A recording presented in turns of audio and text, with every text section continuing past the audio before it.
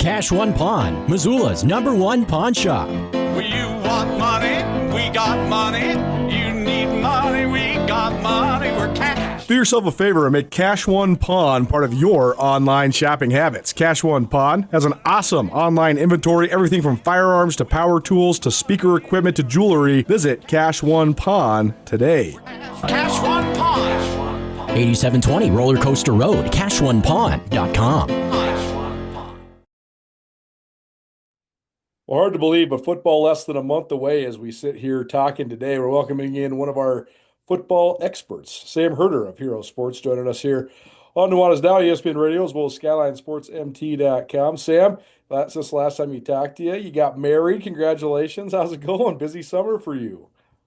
Yeah, it's been a busy summer just with personal life, wedding planning, honeymoon planning, all of that. And it seems like every year, especially during the summer, it's all the off the field college football stuff. It just comes to a head, and it always seems like there's like a July 1st deadline for everything, because that's when the new kind of sports year or academic year begins. And so there's so much stuff going on the last week of June while I was on my honeymoon, of just so many different rules and realignment going on. So it was a kind of a crazy time there in late June. So obviously, when you're doing that, you're obviously concentrating on your honeymoon and your wife and stuff like that. So when you got back and started going through all the alerts and all that, was there anything that you were like, holy cow, I can't believe this one happened? You got a pretty good beat on stuff, so it's hard to surprise you. Was there anything that was like, wow, that one I didn't see coming?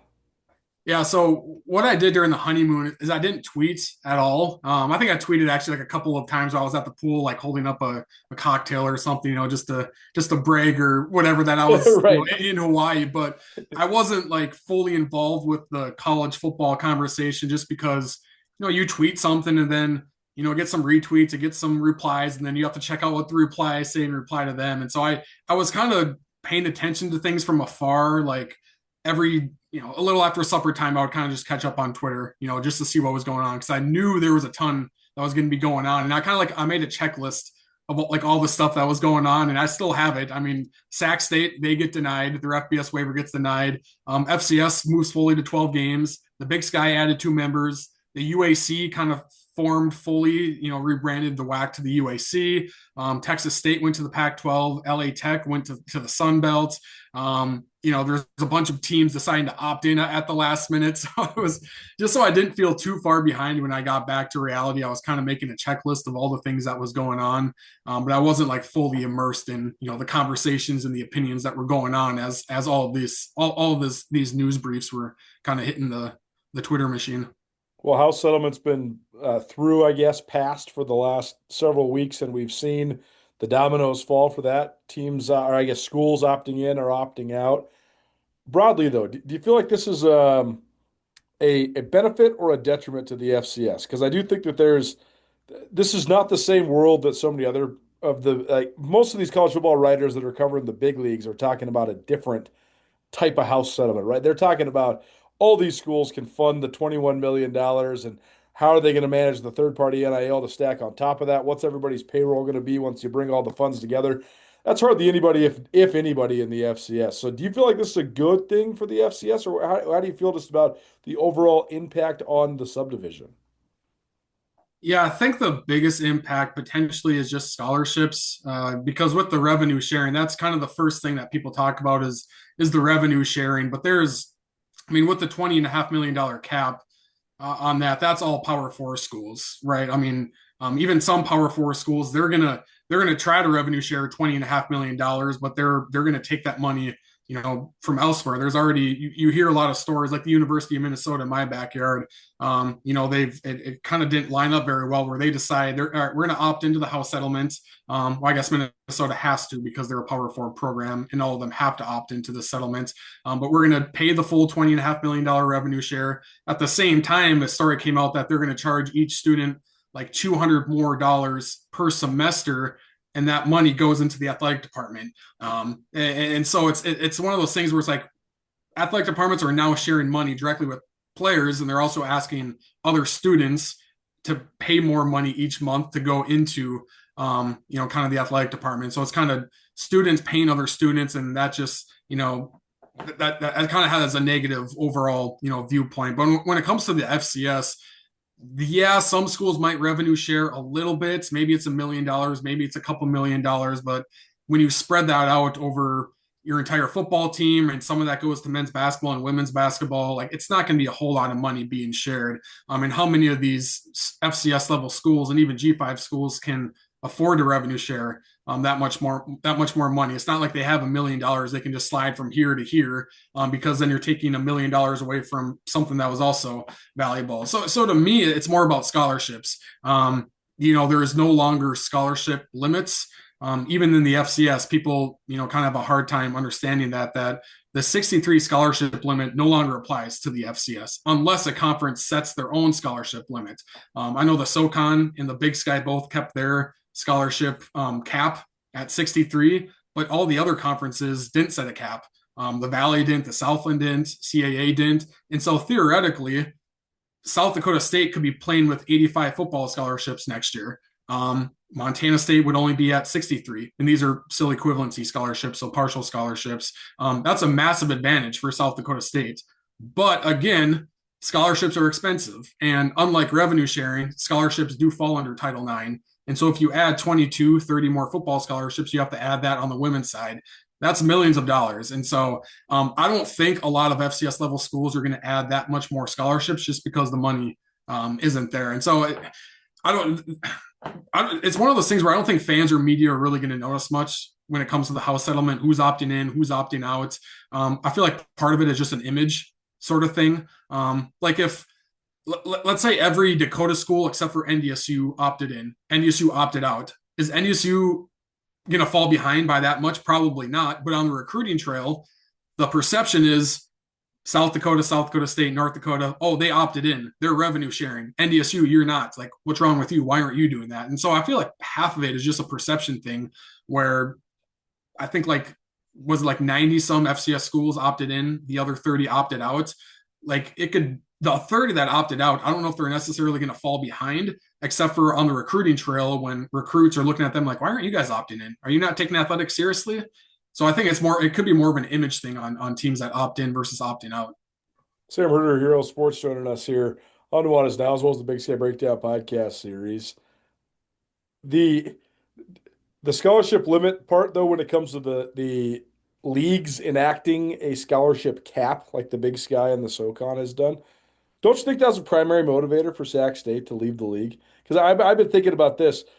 There's going to come a point where, unless the FCS as a whole, the NCAA as a governing body through the lens of the FCS, makes some sort of a rule, then if the only thing that makes you technically an FCS or FBS school is your scholarships, somebody's going to press that envelope, right? Somebody's just going to say it doesn't matter if we get approved as an FBS school. We're just going to go and we're just going to start playing with that many scholarships and hope that we can fill out a mostly, if not all, FBS schedule. I think that's what SAC might try to do, but it seems like even just that limit, that scholarship limit that the Big Sky put on it, seems like that probably was a motivating factor for SAC to leave the league. Yeah, I think it probably played a part in things there. I think Sac State was they were probably leaving regardless of, whether there was a scholarship limit or not a scholarship limit. And really, I mean, even if so again, we'll just use South Dakota State as an example. They don't have a scholarship limit even more anymore, but one, we talked about the price tag of it, right? It's like adding more scholarships is going to come with a lot more money, but also two, I mean, your roster is your roster at this point. Like, what is South Dakota State going to do with 20 more scholarships at this point for the 2025 season? You're not going to go out and get more transfers and give them scholarships because all the good transfers are already on their own team. With walk-ons too, like, okay, even if you give those walk-ons a scholarship for this year, like your roster is still your roster. And so in my opinion, like the Big Sky not setting a scholarship cap for the 2025 season, I don't think really sets them, back at all, just because again, at this point, once the house settlement was finalized in June, like your roster for you for the 2025 season. But moving forward, I do think that could be a difference maker if Montana State is held to, you can only offer 63 scholarships. Meanwhile, South Dakota State and NDSU, they add 5 more scholarships in 2026. And then 2027, they add 5 more, and they're slowly adding more football scholarships because that's been the main difference between the FBS and the FCS is 85 versus 63. And we see dozens and dozens of FCS versus FBS games that are tied at halftime. And then in the second half, that FBS team ends up winning by 14 because of the depth. And so that's why I think keeping that scholarship limit at 63 for the Big Sky would be a mistake, but keeping it at 63 in 2025, I don't think is really going to make a difference. But yeah, that line between FCS and FBS is blurred now. And I know, I think it was someone based out of Montana asked me, like, so what makes someone FCS? Like, if an FCS team goes to 85 scholarships, aren't they technically FBS? But again, it's not a scholarship thing anymore. It's pretty much where you're at right now. Like, even if you're at 105 football scholarships and you're NDSU, like, you're still in the FCS because that's the conference you're in. That's the playoff you're in. As we see with Sac State, you can't just declare yourself FBS because there's steps you have to take to become FBS, and that was turned down for Sac State. And so that the scholarship differential is kind of out the window anymore. What makes you FCS and FBS isn't your scholarships. It's just kind of your placement and where you're at in the pecking order right now. What if Sac State, though, funded 85 scholarships and then got 7 FBS games on their schedule? Could they declare themselves FBS? What would a court say about that is my biggest question. Well, Sac State did hire Jeffrey Kessler, I believe his name is, who's like the most well-known sports attorney out there, antitrust attorney out there. And so sounds like they're pursuing legal avenues to pretty much sue their way into the FBS. But you're right.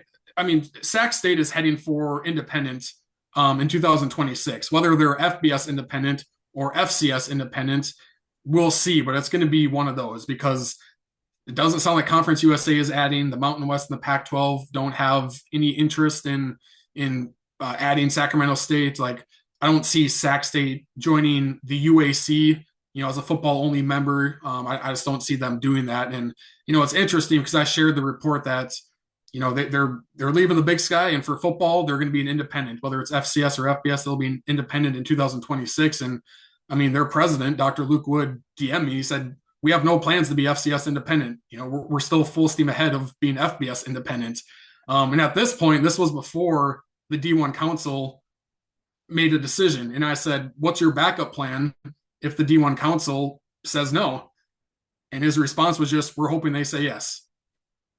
Okay, so I don't know what their plan is now because the D1 Council said no. And so theoretically, they could be an FCS independent in 2026 and play 9 FBS teams and 3 FCS teams and be at 90 football scholarships.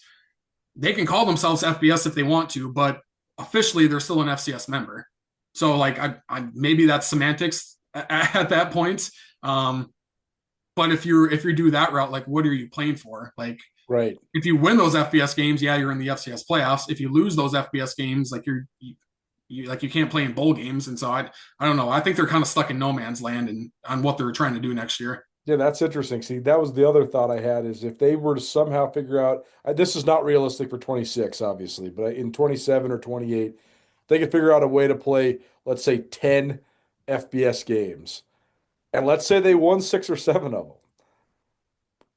them. Could a bowl invite them? They'd have to have FBS designation to be bowl eligible, right? You have to be in the bowl subdivision to be bowl eligible. But I just wonder if a bowl just went off the beaten path and just invited a 7-win Sac State team to play in the Meineke Car Care Bowl or something like that. It's fascinating just to see how it all goes. Yeah, there isn't past precedent of FCS teams playing in bowl games. Besides the Celebration Bowl, but that's kind of separate.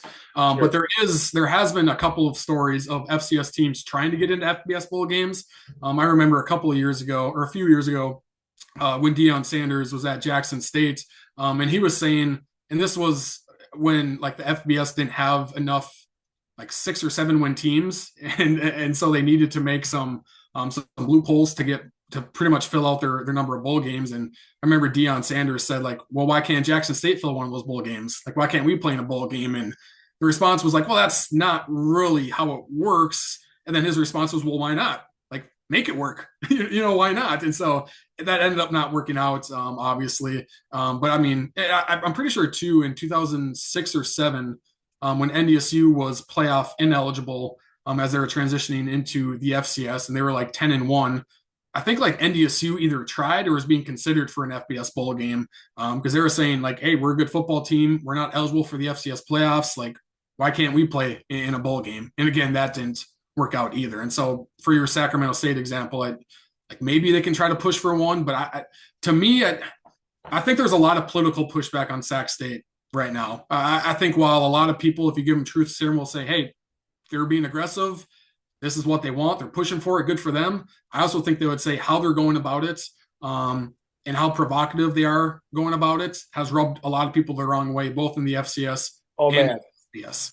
I know that's a fact.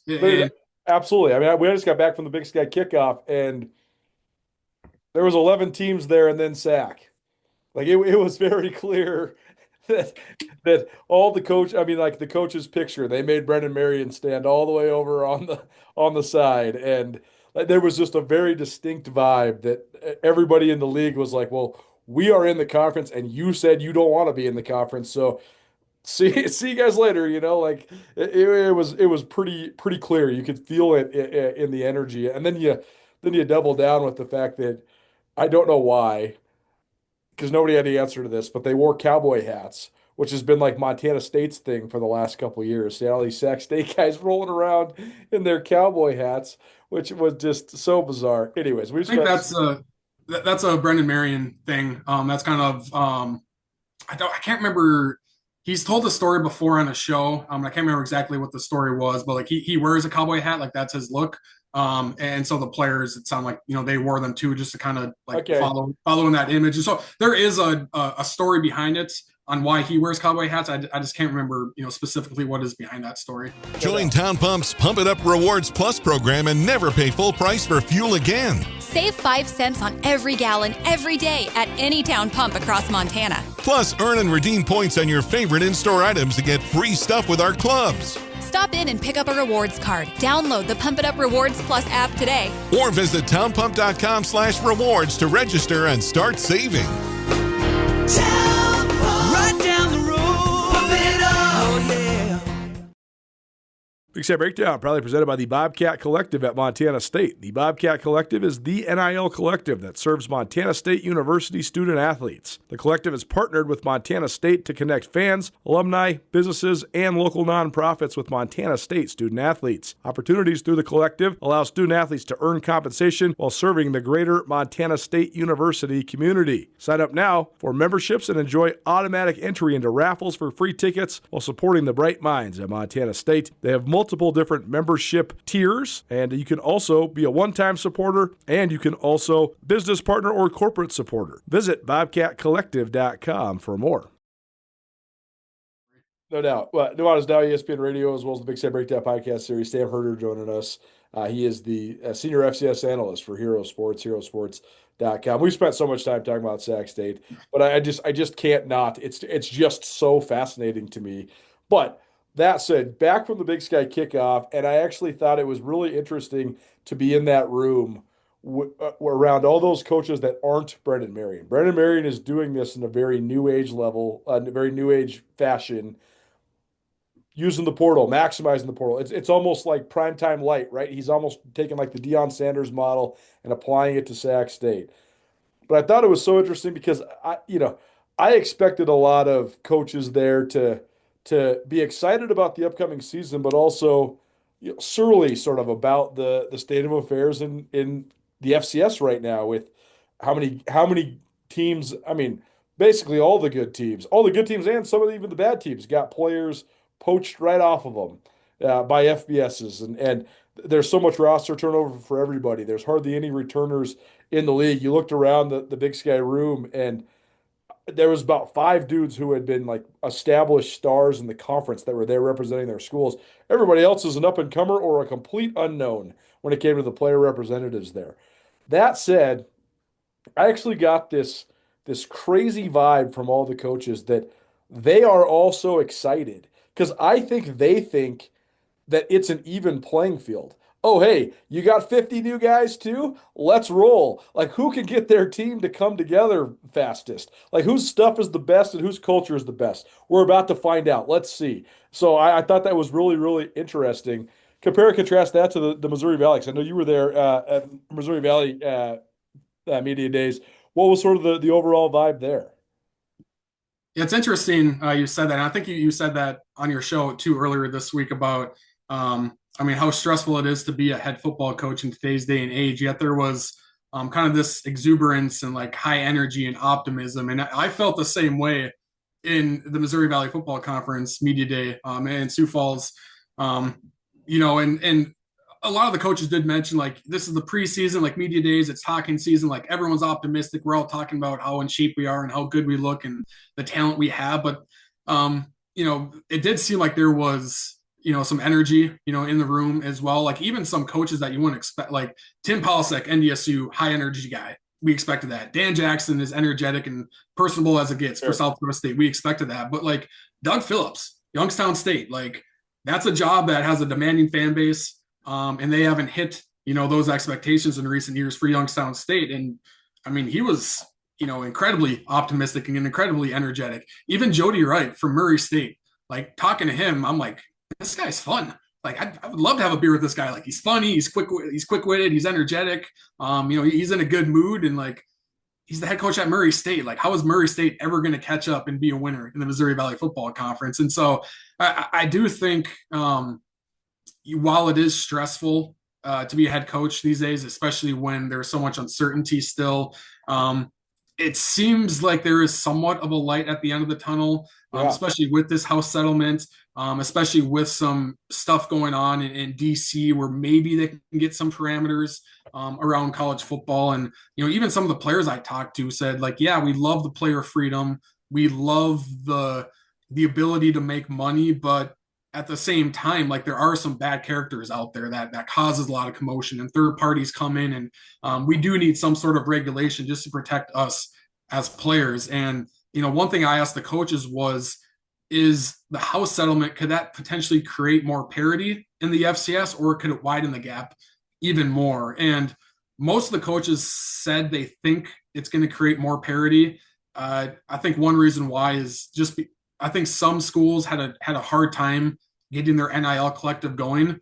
And now that they can bring that in-house, they feel they can raise more money internally to pay players rather than a third-party collective. So a lot of them said they think it's going to create more parity in the FCS. Honestly, I kind of disagree with that. I just think the rich is going to get richer. And it's funny, I was asking Tim Polasek that question. And I mean, this is on Zoom, so you can watch him. But as I was asking that question, he's looking at me and he kind of starts smiling and shaking his head no. Because I'm like, do you think it's going to create more parity in the FCS? Because blah, blah, blah. And he's like smiling, like shaking his head no, like, oh, don't ask me this, don't ask me this. And then I get done with the question. He goes, I'm just worried about NDSU and what we're doing. And that pretty much told me that he doesn't think it's going to create more parity in the FCS. The rich are going to get more richer, which I agree with that. I don't think this is going to make Youngstown State catch NDSU or make Weber State catch Montana State. I think it's going to I think it's going to create a bigger gap. But maybe it opens the window for some teams to do things internally to maybe close that gap. I just need to see it before I actually believe it, that there's going to be more parity in the FCS. I still think the richer are going to be richer and kind of extend the gap even more. If you're on your way to or from a Grizz game, there's literally no better place to go than the Press Box Sports Bar and Grill. It is the Grizz fan headquarters in the heart of Grizz country. They have a happy hour every single day between 4 and 6 p.m. with $3 drafts. They also have a full bar with great beer and wine selection, excellent food. Press Box Burger, the Smash Burger, delicious. They also have the best chili in the state of Montana. It's definitely the best place to pregame before Grizz games. Swing into the heart of Grizz country at the Grizz fan headquarters, the Press Box Sports Bar and Grill, right next to the University of Montana campus. Join Town Pump's Pump It Up Rewards Plus program and never pay full price for fuel again. Save 5 cents on every gallon every day at any town pump across Montana. Plus, earn and redeem points on your favorite in-store items to get free stuff with our clubs. Stop in and pick up a rewards card. Download the Pump It Up Rewards Plus app today. Or visit townpump.com/rewards to register and start saving. Town Pump. the other thing that I think that has these coaches excited is that there's not these sort of omnipresent juggernauts coming into this year. Certainly, there's still some really talented teams, and the teams that have been the teams to beat are still going to be the teams that are sort of leading the way. Of course, North Dakota State, of course, South Dakota State. Montana State has to be right there. I think Davis deserves to be in that conversation now, too. Montana's always going to be on the tip of your tongue when you're talking about this kind of stuff. We'll see what South Dakota goes with Bob Nielsen retiring, but I mean, they have a pretty good foundation.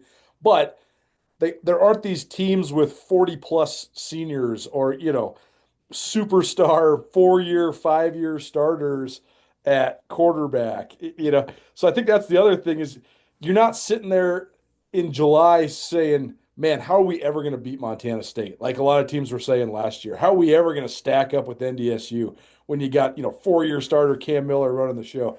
There's not necessarily that dynamic anymore. I do think there's another fresh start there just from a pure roster standpoint because so many teams graduated so many guys, let alone the transfer element of all this. Yeah, I think the big thing too with that is the quarterback position because as I've kind of dove into individual team previews when you're really looking into returning guys and returning snap counts and statistical stuff and all that. Like on the surface, you look at Montana State and you go, man, they lost so much. Or you look at South Dakota State and like sometimes I'll hear people like as I'm listening to other podcasts or radio shows, like they'll talk about South Dakota State and they'll casually be like, oh, their entire roster is new. And I'm just like, whoa, no, it's not. Like they have a lot of guys coming back. They have 3 starters coming back on the offensive line. They have a ton of snaps coming back at wide receiver. They have like 5 guys on the defensive line that played 300 snaps last year. Their linebackers are new, but these guys have been in the program for 3-4 years, and they're just next in line to fill that out. Same thing with Montana State. One second on South Dakota State though. Don't they have that freak quarterback too? Didn't he come back? The guy who's backed up Gronowski for the last couple of years. Yeah, Chase Mason, this guy, the people don't understand about this guy because he's been the backup because Gronowski was just like Iron Man who started 45 or 50 games or whatever. But they and Brookings are like incredibly high on this guy, right? Yeah, he's 6'4", 230, maybe can run away from defensive backs. He looks like a superhero. Like I watched him warm up without his pads on in Frisco a couple of years ago. I'm like, are you kidding me? Who is that guy? Yeah, he's a freak show. He's one of the best athletes in the FCS. He has a rocket of an arm, but all those intangibles, can he make the reads?